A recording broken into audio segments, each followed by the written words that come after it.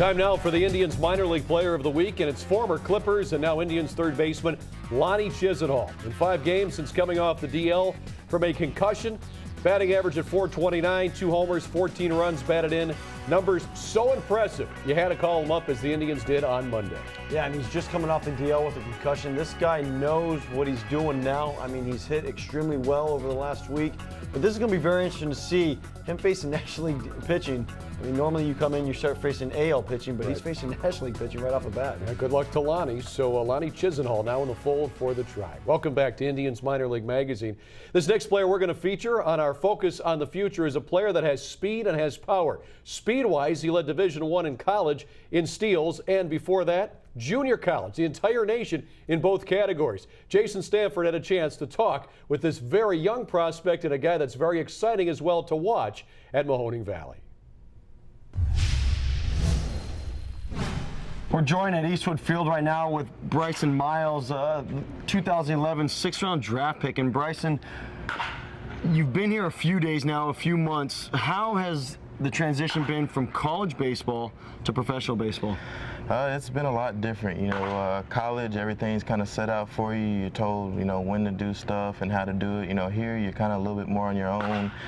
You know, you're meeting guys from all over the place, and you know, you're getting to meet new host families and everything. And then as far as, you know, the transition to the field, pitching is a ton different here than it is back in the Southland Conference. I mean, you have guys that's throwing, you know, 90 plus every single pitch, and you know, you just have to make those, you know, pre-pitch adjustments every single pitch in order to be successful at this level. Well, you're a former football player turned baseball player. Why the decision to go from football to baseball and now have the opportunity to play professional baseball? It was actually a fluke deal. You know, I committed to TCU, and at first they wanted me to just play football, then decided they want me to play both sports, football and baseball. And whenever it came down to it, the football coaches just, you know, didn't want that to happen. So they told me to make a decision. Either I, you know, go there to play football and not play baseball my senior year, or I just don't end up going to TCU. So, and I told them I was going to play baseball my senior year, and they kind of, you know, dropped me. So I ended up at Weatherford Junior College, had 2 good years there, and finished this past year up at SFA. So, you know, I tell myself everything happens for a reason, and, you know, here I am now.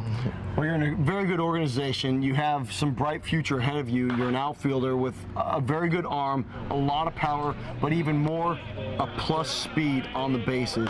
You know, everybody likes to compare you a little bit to Kirby Puckett, how you can hit, Deion Sanders, how you can run.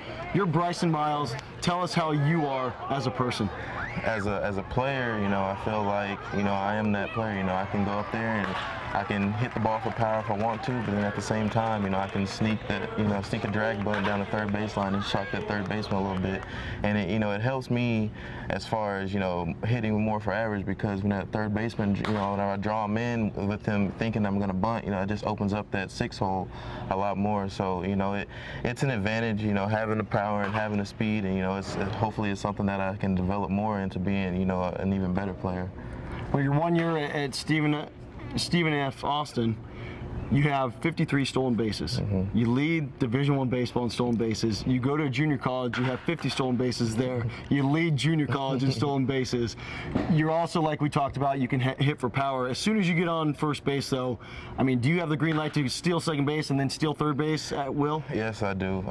One of the things that I had to learn this past year, you know, JUCO, I kind of could steal whenever I wanted to, but, you know, Division I, catches are a little bit better, pitches are a little bit better at holding the runner on. So I would get in trouble just thinking I could run whenever I want, but, you know, there's a strategy behind it.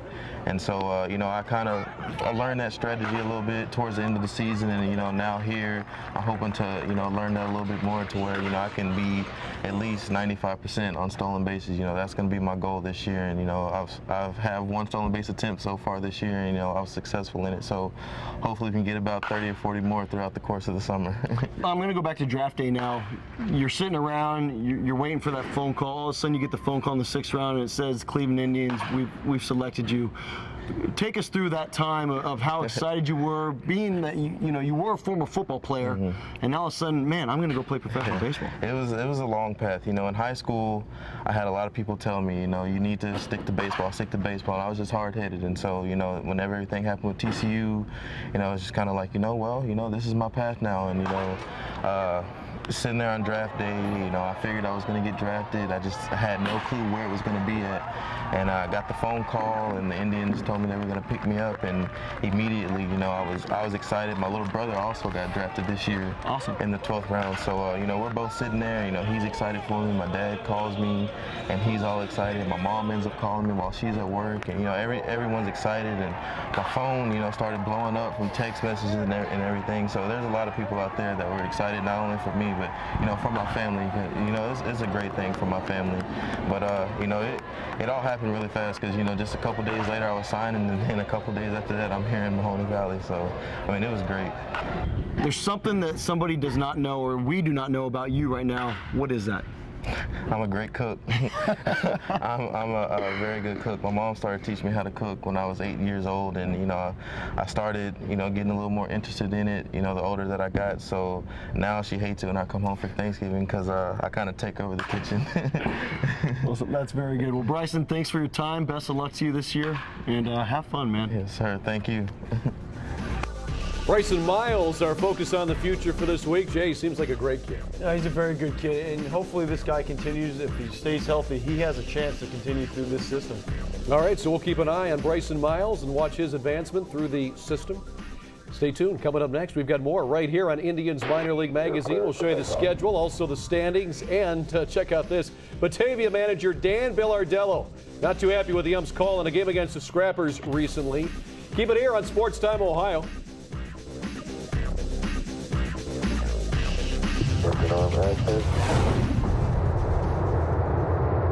Beautiful. 26, 36 feet. Here's a look at the standings for the Indians farm teams. Every team but the Akron Arrows right now in first place. Kinston and Lake County just began the second half, and Mahoning Valley just started their season, but all the Indians minor league teams doing pretty well.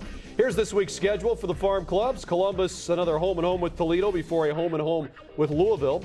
Akron home for Bowie before heading to Erie. Kinston hosts Potomac, heads to Myrtle Beach, and they come home for Frederick. Lake County home for Fort Wayne and South Bend before heading to Lansing. Get your Skipper Rock and Roll bobblehead on Saturday. And Mahoning Valley home and home against State College and home against Batavia. Saturday is youth jersey giveaway night. Welcome back to the show. Just a few seconds left, but Jason, Lonnie Chisenhall now at Cleveland Indians. And that's exciting time. I mean, anytime that you can see these minor league guys move up through the system and they're your own guys. He was a draft pick by the Indians. Now has the opportunity to shine up at the big league level. Yeah, fun to watch his development. Going to be fun watching him with the Tribe. That's it for Indians Minor League Magazine. We're out of time. For Jason Stanford, I'm Al Pulowski. Check out some of the fans getting ready for a ball game at Eastwood Field for the Scrappers. Until we talk again, have a good one.